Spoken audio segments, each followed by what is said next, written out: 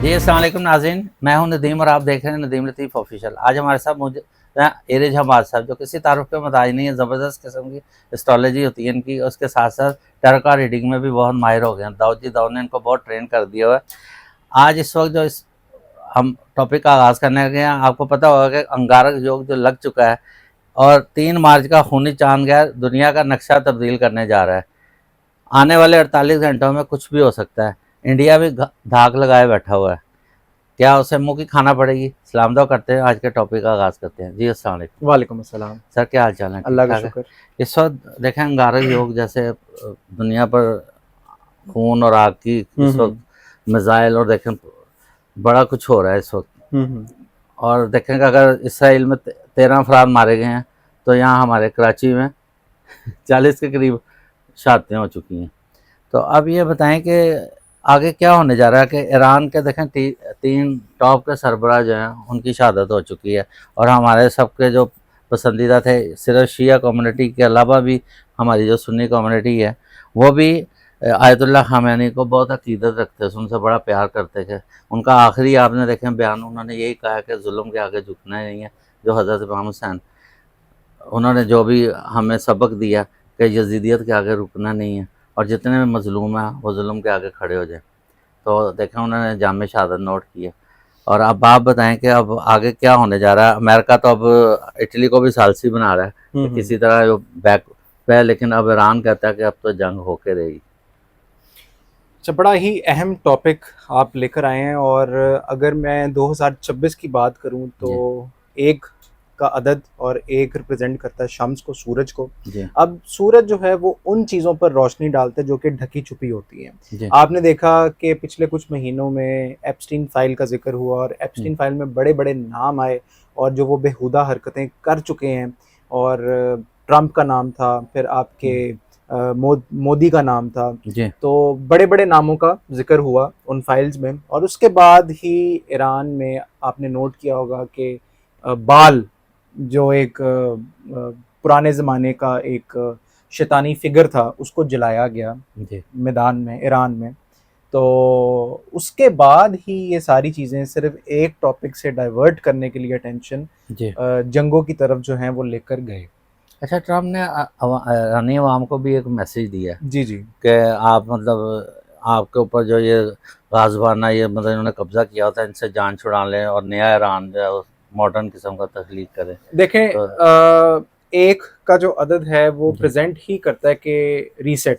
अब हम्म रीसेट कुदरती तौर पे किस तरह होता है कि चीज़ें सारी अपने जो हम्म बैलेंस में नहीं होती, वो बैलेंस में आ रही होती हैं और बहुत सारी चीज़ें जो मिसगाइडेड होती हैं या मिसइन्फॉर्म्ड होती हैं, वो सब की सब आप लोगों के सामने जो है साफ ज़ाहिर करके आ रही होती हैं। एप्स्टीन फ़ाइल में तो यहाँ तक के जी भी ज़िक्र था कि जो असली जो बाइडेन, जो हम्म अमेरिका के प्रेसिडेंट रह हाँ चुके जी हैं, बिल्कुल वो मर चुके हैं और जो उनका क्लोन तैयार किया गया है, तो हम्म वही बाइडेन की एनर्जी को और बाइडेन के मैनरिज्म को प्रेजेंट कर रहा था। तो इस टाइम पे बहुत सारी चीज़ें खुल के सामने आ रही हम्म हैं। आपकी खलाई मखलूक जो शटल, अक्सर हम्म यूएफओज का जो जिक्र होता था यूएसए हम्म में, और पेंटागन उस चीज़ को अब आकर तस्लीम कर रहा है और वो ये कह रहा है कि हमें ये नहीं पता कि ये खलाई मखलूकें जो हैं वो कहाँ से आती हैं, क्योंकि उनकी इतनी ज़बरदस्त किस्म की तेज़ स्पीड होती है हम्म कि वो टाइम और लाइट की स्पीड को भी सरपास कर जाती हैं। अब ये तमाम चीज़ें जो हैं ये होने लग गई हैं हम्म और आपके ऑफिशियल्स जो हैं इन चीज़ों को तस्लीम कर रहे हैं। तो किसी ना किसी ने तो किसी को किसी टॉपिक से डाइवर्ट करके किसी ना किसी की तरफ लेकर चलना है और मैं ये समझता हूँ कि ये अब एक शुरुआत है एंड ऑफ टाइम्स की तरफ। हम्म और अभी एक कह लें कि एक बेबी स्टेप जो है ईरान ने, यूएसए ने, इसराइल ने ले लिया है और इसमें रीजनल स्टेबिलिटी जो है वो बड़ी मैटर करती है हम्म, एस्ट्रोलॉजी, एस्ट्रोलॉजिकल टाइम जी और टेन्योर में। अब बात करते हैं ईरान की एनर्जी इस सारे सिलसिले में कैसी नज़र आती है। अगर टैरो कार्ड की एनर्जी से हम चेक करें जी तो ईरान ने पैगाम भिजवाया है कि भाई हमारा मकसद क्लियर है। आप लोग अगर अपने हमारे पे अटैक करोगे या मुस्लिम उम्मत की तरफ आओगे तो हम पीछे नहीं नहीं हटेंगे। हट ये क्लियर कट मैसेज कार्ड्स की तरफ से आया है। हो सकता है आगे जाके कोई ना कोई बातचीत हो, हम्म, निगोशिएशन हो, क्योंकि बाकी ममालिक भी यही इस फोर्स कर कोशिश रहे में है। हैं, प्रेशर डाल रहे हैं ईरान के ऊपर कि आप हम्म रीजनल स्टेबिलिटी प्रिवेल करें और इस चीज़ को बिल्कुल भी आप इजी ना लें। आप थोड़ा सा ज़रा इस चीज़ को लाइट हैंडेड लेकर चलें ताकि आपके ये अमन व अमान की जो सूरत हाल है वो कायम रहे। लेकिन देखें जहाँ इतना नुकसान कर दिया उनका, और इस वक्त देखें अमेरिका का काफ़ी नुकसान हो रहा है। अब तो उनके बड़े बड़े कीमती जहाज गिरना अच्छा, शुरू हो गए हैं। अमेरिका आगे जाके डिसहार्ट और हो जाएगा वेरी बड़ा उनका क्योंकि ईरान आगे नहीं रुकने वाला। जी। अमेरिका को बहुत बड़ा आगे जाके नुकसान होने वाला है। ये कार्ड्स की एनर्जी यहाँ पर बता रहे हैं। यहाँ पर दिल टूटा हुआ है अमेरिका का और बड़ी ही अफसुर्दगी के साथ वो अपनी हार को तस्लीम करेगा। अमेरिकन इंटेलिजेंस की बात की जाए तो वो ज़ाहिर है ईरान से उन्होंने बढ़कर ही रखा है काम, और उन्होंने देखा वहाँ तक पहुँच गए हैं।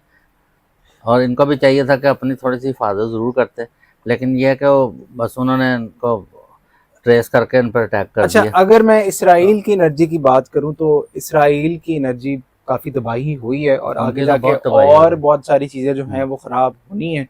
और ये मैं ये समझता हूँ कि ये जो एनर्जीज बता रही हैं, इसराइल जो है वो दोबारा से मैदान में आएगा और जब आएगा तो और ज़्यादा पावरफुल, अच्छा, और ज़्यादा सपोर्ट के साथ नज़र आता है। आज मतलब सऊदी जो वली अहद हैं उन्होंने भी बात की है ईरान में, तो उन्होंने यही कहा कि हम आप मजीद जो है हम अपनी जगह से ज़मीन नहीं देंगे अमेरिका को अटैक करने के लिए। इस तरह दूसरे ममालिक जो हैं, अब आप देखें ना भाई उनका भी हवाई अड्डा ही उड़ गया बिल्कुल। तो ईरान तो लगातार मिसाइल फेंकी जा रहा है। अच्छा, अब ये जो सूरत हाल बनी हुई है, तमाम मुस्लिम ममालिक जो हैं वो उन्होंने एक ये पेश किया अपना रद्द अमल के अब हम सबको एक होना है क्योंकि जस्टिस का कार्ड यहाँ पर मौजूद है।